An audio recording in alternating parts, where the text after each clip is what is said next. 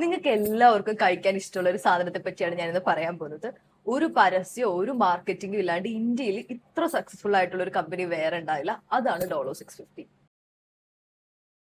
2019 paracetamol നിർമ്മിച്ചിരുന്ന എല്ലാ കമ്പനികളെയും പിന്തള്ളിക്കൊണ്ടായിരുന്നേ ഡോളോ 650 കടന്നു വന്നത്.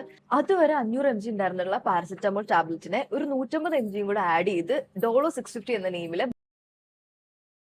ഇന്ത്യയിലെ പ്രിസ്ക്രിപ്ഷൻ ഡ്രഗ്സ് അഡ്വർടൈസ് ചെയ്യാൻ പറ്റില്ല. സോ അതിന് ഇവർ ഉപയോഗിച്ച സ്ട്രാറ്റജിയാണ് ഡോക്ടേഴ്സ് ത്രൂ ആണ് ഇതിൽ ഒരു മാർക്കറ്റിംഗ് കൊണ്ടുവന്നത്. എന്ന് പറയുമ്പോൾ ഇതിനുപയോഗിച്ച 3 words FUO, fever of unknown ഓജിൻ.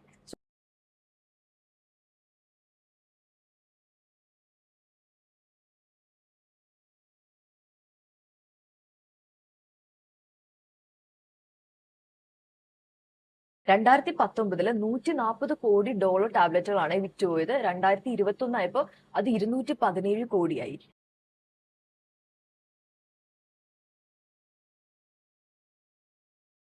ഒരു ബ്രില്യന്റ് ഐഡിയ ആയിട്ട് നിങ്ങൾക്ക് ഫീൽ ചെയ്യുന്നുണ്ടോ? അതൊരു മിസ്ലീഡിംഗ് ആണോ? എന്താണെങ്കിലും നിങ്ങളുടെ അഭിപ്രായങ്ങൾ കമന്റ് ചെയ്യുക. അതുപോലെ തന്നെ നിങ്ങൾക്ക് ഡോളോ കഴിച്ചിട്ട് എന്തെങ്കിലും സൈഡ് എഫക്ട് ഒക്കെ ഉണ്ടായതായിട്ട് തോന്നിയിട്ടുണ്ടോ? ബിക്കോസ് ഇങ്ങനെ നമ്മൾ വാരി വലിച്ചു കഴിക്കുമ്പോൾ എന്തായാലും ഒരു സൈഡ് എഫക്ട് ഇതിന് വരാൻ സാധ്യതയുണ്ട്.